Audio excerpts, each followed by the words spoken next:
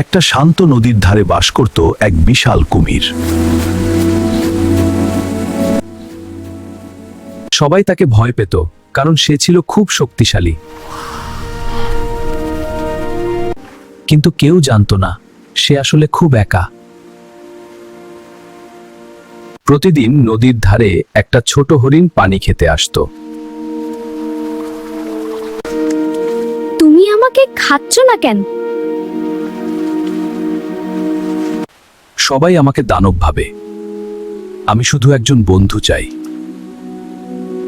বন্ধুরা, তোমরা যদি আমার বন্ধু হতে চাও তাহলে এই চ্যানেলটি সাবস্ক্রাইব করে। তুমি এখানে কি করছো? আমি একটু জল খাচ্ছিলাম। আমার সাথে খেলবে? হ্যাঁ, চলো। তারা প্রতিদিন গল্প করত। একদিন ভয়ঙ্কর খরা শুরু হলো।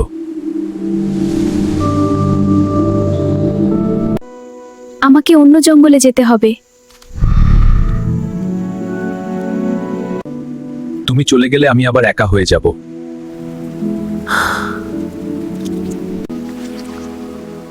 সত্যিকারের বন্ধুত্ব দূরত্বে হারায় না। বর্ষা এলো, নদী আবার ভরে উঠল। এক সকালে কুমির দেখল হরিণ ফিরে এসেছে।